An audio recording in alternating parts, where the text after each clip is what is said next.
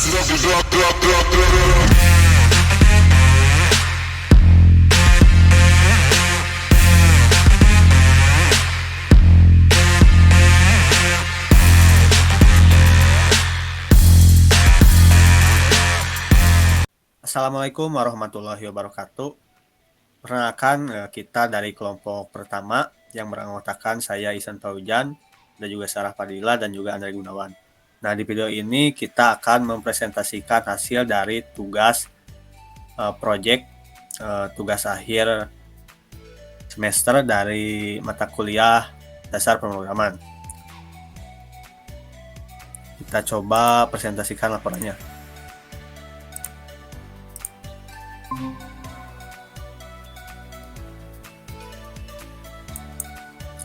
Nah, ini adalah laporan tugas akhir semester, yaitu yang berjudul membuat aplikasi pengolahan kata dan angka menggunakan bahasa C.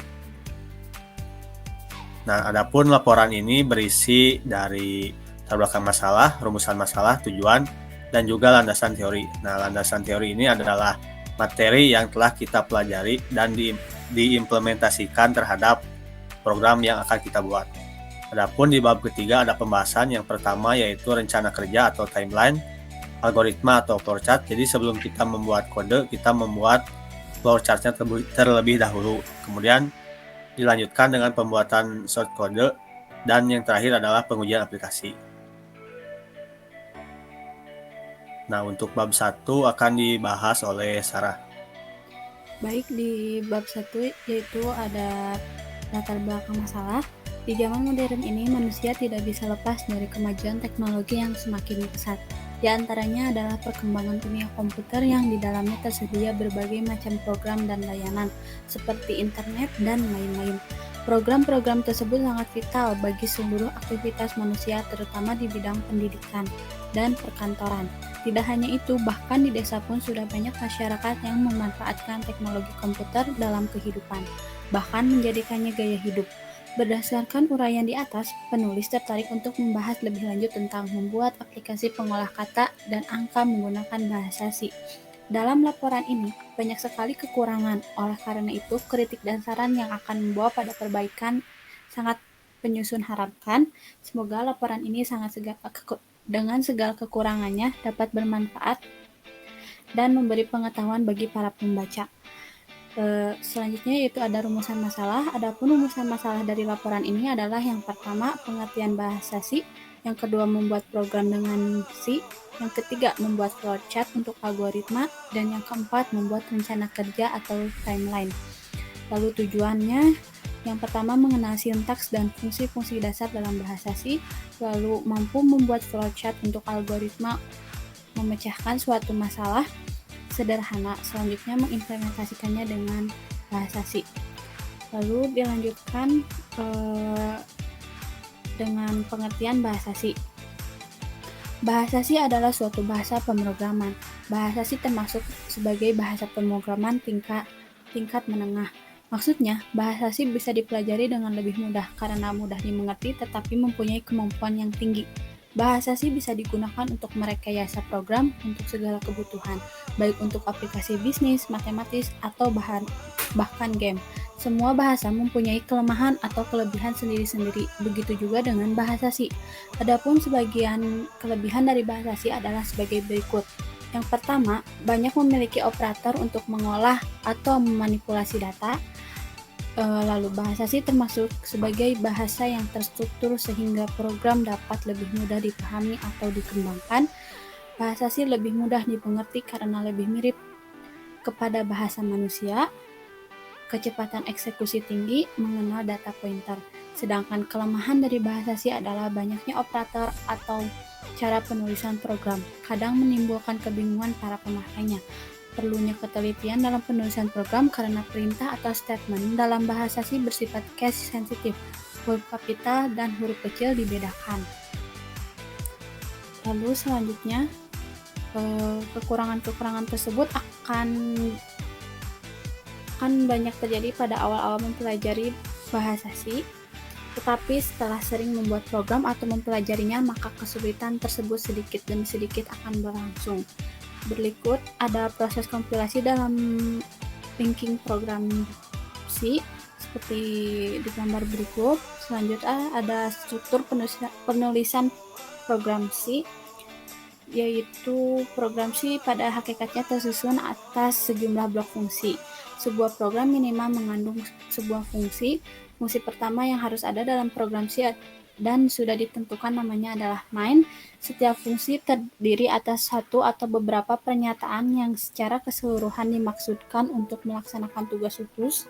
Bagian pernyataan fungsi sering disebut tubuh fungsi, diawali dengan tanda kurung kurawal buka dan diakhiri dengan tanda kurung kurawal tutup. Di antara kurung kurawal itu dapat dituliskan statement-statement program C. Namun, pada kenyataannya, suatu fungsi bisa saja tidak mengandung pernyataan sama sekali. Walaupun fungsi tidak memiliki pernyataan, kurung kurawal haruslah tetap ada. Sebagai kurung kurawal mengisyaratkan awal dan akhir definisi fungsi. Berikut ini adalah struktur dari program C, seperti pada gambar. Bahasa C dikatakan sebagai bahasa pemrograman terstruktur karena strukturnya menggunakan fungsi-fungsi sebagai program-program bagiannya. Fungsi yang ada selain fungsi utama main merupakan program-program bagian. Fungsi-fungsi ini dapat ditulis setelah fungsi utama atau diletakkan di file pustaka atau library. Jika fungsi-fungsi diletakkan di file pustaka dan akan dipakai di suatu program, maka nama file judulnya header file harus dilibatkan dalam program yang menggunakannya dengan prosesor direktif berupa include. Di sini kita akan mengenal fungsi-fungsi dasar yang akan dijelaskan oleh Andre. Baik, di sini ada pengenalan fungsi-fungsi dasar. Yang pertama di sini fungsi main. Fungsi main harus ada pada program, sebab fungsi inilah yang menjadi titik awal dan titik akhir eksekusi program. Tanda di awal fungsi menyatakan awal tubuh fungsi dan sekaligus awal eksekusi program. Sedangkan tanda kurung kurawal diakhiri fungsi merupakan akhir tubuh fungsi dan sekaligus adalah akhir eksekusi program. Jika program terdiri dari atas lebih dari satu fungsi, fungsi main bisa ditempatkan pada posisi yang paling atas dalam pendefinisian fungsi. Yang B, di sini ada fungsi print. Fungsi print merupakan fungsi yang umum dipakai untuk menampilkan suatu keluaran pada layar peraga untuk menampilkan tulisan selamat datang di Teknik Informatika Politeknik TDC. Misalnya pernyataan yang diperlukan berupa print selamat datang di Teknik Informatika TDC. Pernyataan di atas berupa pemanggilan fungsi print dengan argumen atau parameter berupa string, tanda petik ganda. Perlu juga diketahui pernyataan dalam C selalu diakhiri dengan tanda titik koma. Tanda titik koma dipakai sebagai tanda pemberhentian sebuah pernyataan dan bukanlah sebagai pemisah antara dua pernyataan. Tanda garis miring pada string yang dilewatkan sebagai argumen print mempunyai makna khusus. Jadi karakter seperti garis miring N sebenarnya untuk menyatakan sebuah karakter. Contoh karakter yang ditulis dengan di awal tanda garis miring adalah di sini ada garis miring kutip menyatakan karakter petik ganda, dan di sini ada double garis miring menyatakan karakter berkelas. Di sini ada garis miring dengan T menyatakan karakter tab dalam bentuk yang lebih umum. Format print di sini print string kontrol daftar argumen. Dengan string kontrol dapat berupa satu atau sejumlah karakter yang akan ditampilkan ataupun berupa penantau format yang akan mengatur penampilan dari argumen yang terletak pada daftar argumen. Mengenai penentuan format diantaranya sebagai berikut ini. Di sini ada %D menampilkan bilangan bulat integer, %F untuk menampilkan bilangan titik, mengembang atau pecahan. Di sini %C untuk menampilkan sebuah karakter, %S untuk menampilkan sebuah string. Di sini ada contoh programnya. Langsung saja ke pengertian looping. Looping adalah suatu fungsi pengulangan dalam sebuah skrip program. Gunanya adalah untuk mempermudah melakukan suatu proses yang berulang-ulang seperti membuat angka dari 1 sampai 10. Jika memakai skrip biasa kita akan memakan banyak memori, tetapi dengan looping kita dapat melakukan dengan memori yang sedikit dan waktu yang singkat. Dan di sini ada pengertian for. Pernyataan pengulangan for adalah pernyataan yang dapat memanipulasi aliran pengeksekusian CPU dan memungkinkan kita untuk membuat program yang berjalan dengan dinamis berdasarkan keinginan pengguna. Pernyataan pengulangan for di sini berfungsi untuk melakukan pengeksekusian beberapa pernyataan secara berulang-ulang dan merupakan pernyataan pengulangan yang sangat umum dan sering digunakan oleh para programmer. Di sini ada pengertian do will. Do will berarti ulang dan will berarti sampai. Jadi do will adalah struktur pengulangan di mana aksi dilakukan hingga kondisi persyaratan berhenti terpenuh. Di sini ada pengertian instruksi kondisional.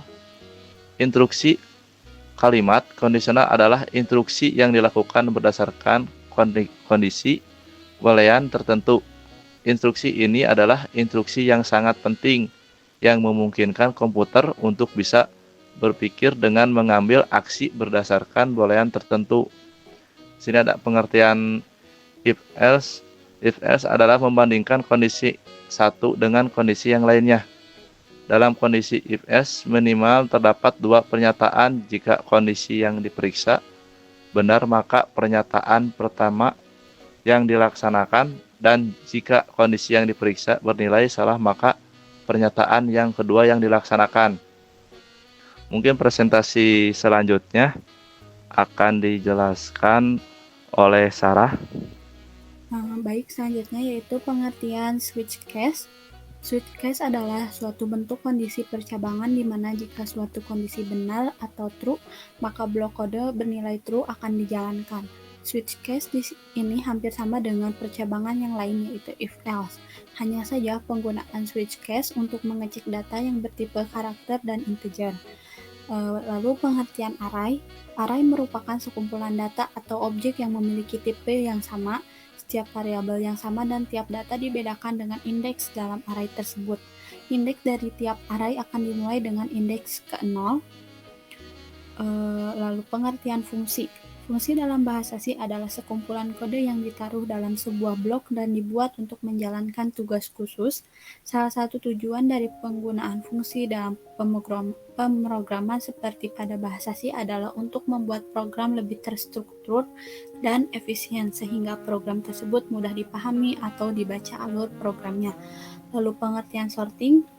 Sorting yaitu proses mengatur sekumpulan objek menurut urutan atau susunan tertentu.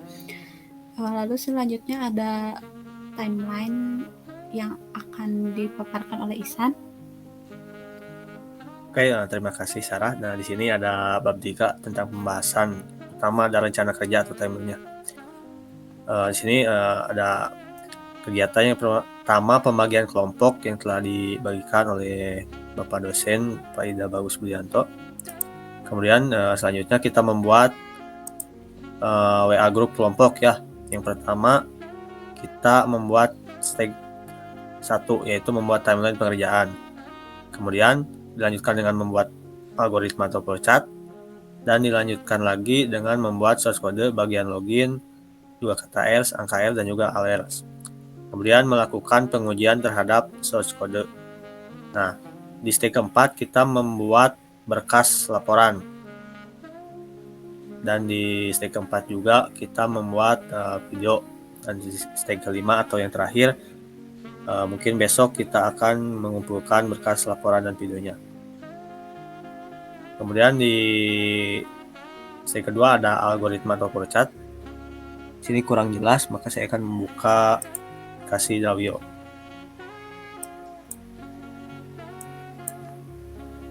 Nah, ini adalah flowchart dari aplikasi pengolah kata atau angka. Nah, yang pertama ada start atau mulai, kemudian kita siapkan variabel untuk user dan juga password. Nah, di sini ada proses pemilihan user, kemudian dilanjutkan dengan inputan dari user itu sendiri. Misalkan di sini kita memilih menu dari kata ers, kemudian inputkan username dan juga passwordnya. Nah, jika si kondisinya terpenuhi atau kondisinya true, maka dia akan dilanjutkan ke proses yang berikutnya, yaitu pilih fitur. Nah, di pilih fitur ini terdapat beberapa menu. Yang pertama ada hitung huruf, ubah huruf, balik huruf, dan juga di menu yang keempat yaitu exit untuk menghentikan aplikasi. Nah, di sini kita terdapat 3 user. Yang pertama ada kata ers, angka ers, dan juga alias. Perbedaannya yaitu untuk user kata ers dia bisa memilih fitur yang telah disebutkan tadi. Sedangkan untuk angka ers dia bisa memilih fitur konversi angka, faktorial, dan juga sorti angka. Nah, untuk user alias dia bisa mengakses semua fitur yang terdapat pada user kata ers dan juga angka ers. Nah, ini adalah urutan algoritmanya. Jika si user dari kata ers dia memilih fitur hitung huruf, kita siapkan terlebih dahulu variabelnya untuk inputan dari user. Kemudian dia menginputkan kalimatnya, dan di sini ada proses menghitung huruf yang telah diinputkan. Kemudian maka si program akan mengoutputkan atau menampilkan hitung hurufnya. Nah, di sini saya arahkan kembali kepada pilih fitur. Jadi program akan terus mengulang sampai si user memilih menu exit untuk keluar dari aplikasi. Begitupun untuk user dari angka ers dan juga alias.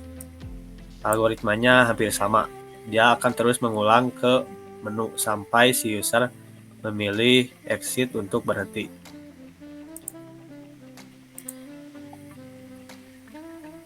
Nah, untuk selanjutnya pembuatan source code akan dilanjutkan oleh Andre. Ya, terima kasih Kang Isan. Di sini ada pembuatan source code. Yang nomor 1 itu bagian header. Bagian ini berisi library yang diperlukan untuk menjalankan beberapa fungsi yang terdapat pada program seperti library studio eth standar input output untuk menampilkan atau menginput sesuatu. Mungkin di sini bisa dilihat ya, ada ilustrasinya. Dan di sini nomor 2 ada inisialisasi fungsi atau subprogram, fungsi yang akan dipanggil di program utama maupun di subprogram diinisialisasikan terlebih dahulu dan ditempatkan di atas program utama. Sini ada nomor 3 program utama. Pada bagian program utama, penggunaan aplikasi harus memilih user terlebih dahulu agar bisa login.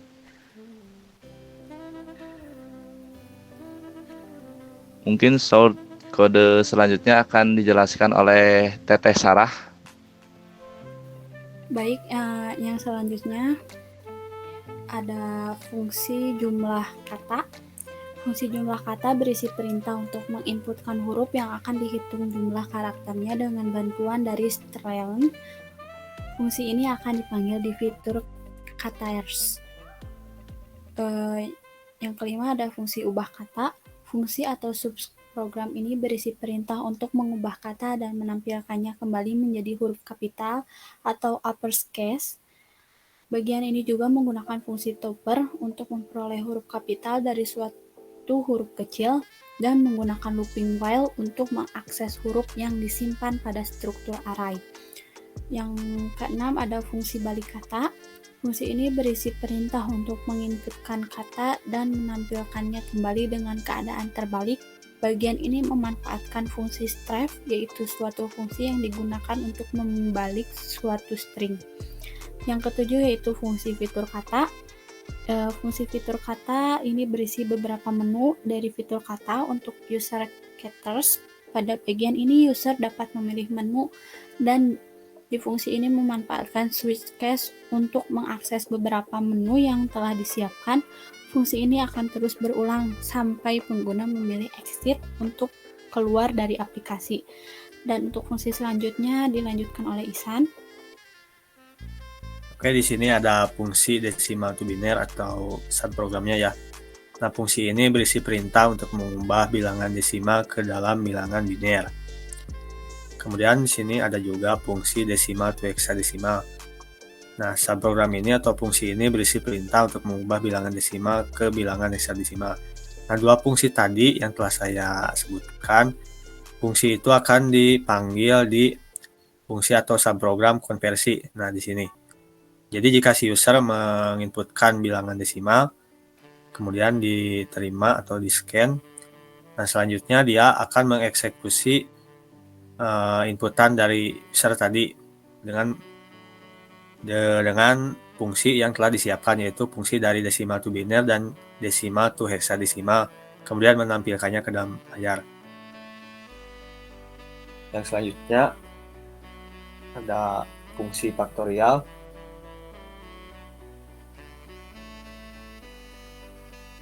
Yang akan dijelaskan oleh Andre.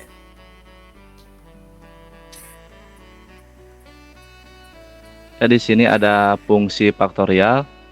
Fungsi ini berisi perintah untuk menginput angka, kemudian dihitung dan ditampilkan nilai faktorial dari angka yang diinput oleh user. Fungsi ini memanfaatkan looping for untuk mengulang rumus dari faktorial. Ini ada juga fungsi bubble sort. Fungsi ini berisi perintah untuk mengurutkan atau menyortir nilai dari yang terkecil hingga terbesar dengan menggunakan metode bubble sort. Dan di sini ada fungsi sorted. Fungsi yang berisi perintah untuk menginput angka yang diurutkan dan ditampilkan kembali menjadi angka yang terurut secara ascending.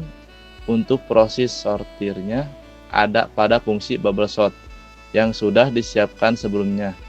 Dan di sini hanya cukup memanggil nama fungsinya saja. Kode berikutnya akan dijelaskan oleh Sarah.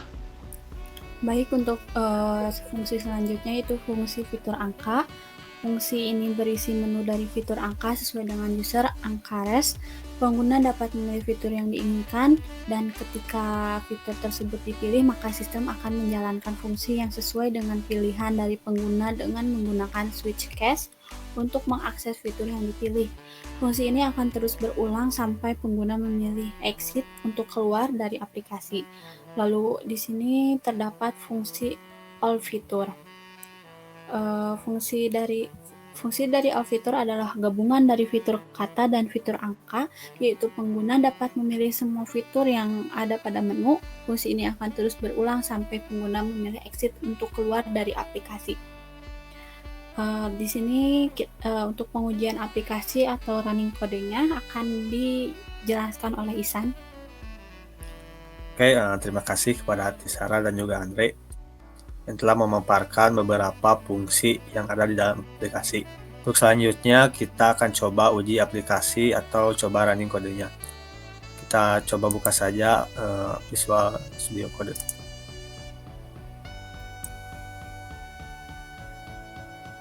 Sambil menunggu mungkin kita coba buka PDF-nya. Nah, yang pertama itu ada login dengan user KTS. Nah, pada saat kita running kodenya, maka akan tampil pesan selamat datang di aplikasi kata dan angka. Nah, sebelum kita masuk sebagai user apa, nah di sini di list dulu ya, terdapat beberapa user, yaitu ada user KTS, angka ers dan juga alers.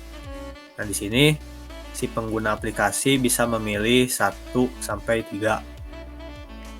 Nah, di sini atau di gambar yang ada dalam laporan, kita coba uji dengan username KTR karena kita akan mencoba fitur dari fitur kata. Nah, jika si user atau pengguna menginputkan dengan benar, maka dia akan diberikan akses dan masuk ke fitur pengolah kata. Nah, di sini kita coba running. Misalkan kita coba pilih nomor 1, kata else. Kita coba inputkan username-nya, yaitu kata else. Maksudnya sama kata else.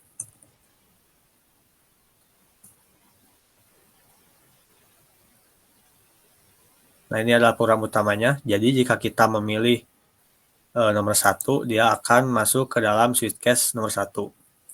Kemudian di sini ada pengecekan dengan kondisi if else yang telah dijelaskan materinya tadi. Selanjutnya kita coba hitung huruf. Nah, setelah si user masuk dan memilih hitung huruf, maka dia akan menjalankan subprogram atau fungsi dari jumlah kata. Dan di sini adalah char kalimat untuk penampung inputan dari user. Nah, di sini scanf ditangkap inputannya. Kemudian dihitung hurufnya menggunakan fungsi strlength atau string length, berapa panjangnya gitu. Misalkan kita coba inputkan kata Sarah. Jumlah huruf pada kata Sarah adalah 5, yaitu 5 huruf. Oke, kita enter. Nah, dia akan looping kembali ke menu dari fitur kata. Kita coba nomor 2, ubah kata. Akan kita ubah kata Andre. Di sini kata setelah diubahnya adalah Andre dengan huruf kapital. Nah, di bagian ini menggunakan fungsi dari ubah kata. Dan di fungsi ini kita memanfaatkan fungsi dari bawaannya, yaitu to upper, untuk mengubah kata menjadi capital case atau uppercase ya. Kita coba yang ketiga, yaitu balik kata. Akan kita coba balikan nama Iksan. Nah, di sini kalimat terbaliknya adalah Naski, atau nama saya dibalik ya. Nah, di sini menggunakan fungsi balik kata. Dan di fungsi ini menggunakan fungsi strf untuk membalik katanya yang tersimpan di dalam variabel sentence. Yang disimpan dalam variabel sentence dengan struktur array. Oke, kita coba exit untuk keluar dari aplikasi.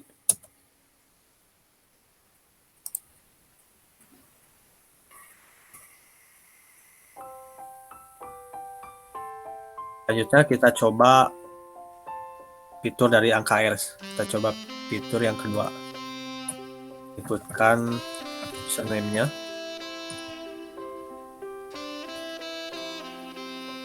Jika kondisinya benar, maka akses akan diberikan. Dan ini beberapa fitur dari angka else. Itu ada fitur konversi angka, faktorial urut angka. Nah, untuk source kodenya ada di sini.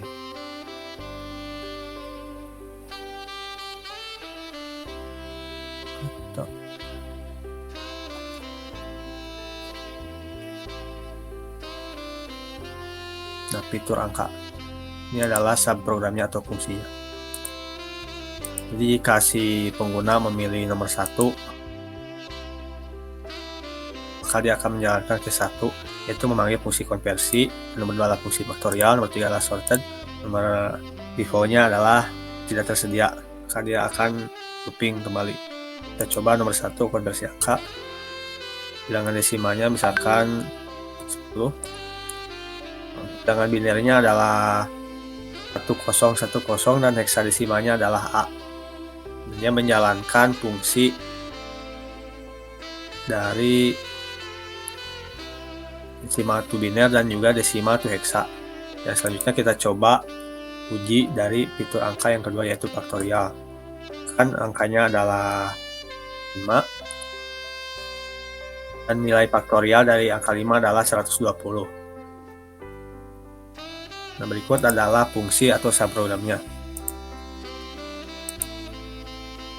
Yang ini, point faktorial. Terakhir kita coba urut angka. Ya. Nah, di sini kita bebas menginputkan berapa angka yang akan kita urutkan. Misalkan kita coba urutkan 4 angka. Kita coba mulai dari angka 5, yang keduanya adalah 2, kemudian 8, juga 4. Nah, ini adalah hasil urutan nilainya. Di menu ini menggunakan fungsi dari bubble sort. Kenapa kita memilih bubble sort? Karena metode ini terbilang cukup paling cepat gitu ya, paling banyak juga digunakan. Nah, si fungsi dari bubble sort ini dipanggil di fungsi sorted. Nah, yang ini. Oke, itu adalah beberapa fitur dari angka. Kita coba exit dulu. Kita coba user yang ketiga yaitu all-else.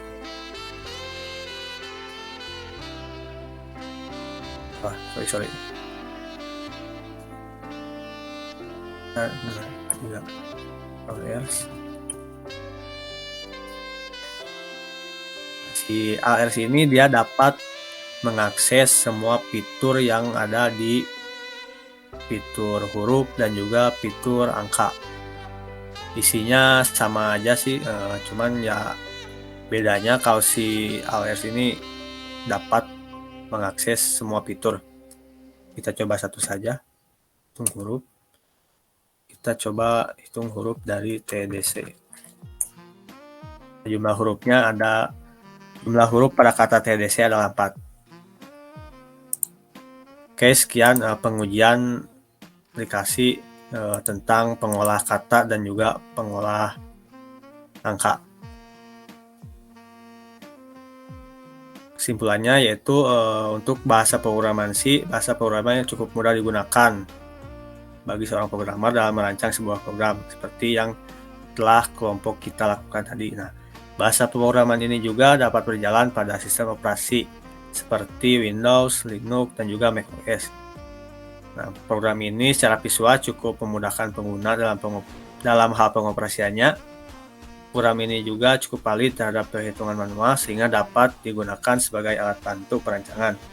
Dan hasil output program ini mencakup proses perhitungan dan gambar hasil perhitungan yang dapat disimpan oleh pengguna apabila sewaktu-waktu akan direvisi kembali dan dapat dicetak. Mungkin sekian video tentang penjelasan dan juga pengerjaan dari aplikasi pengolah kata dan juga pengolah angka yang telah kelompok 1 buat. Ditutup saja dengan salam. Wassalamualaikum warahmatullahi wabarakatuh.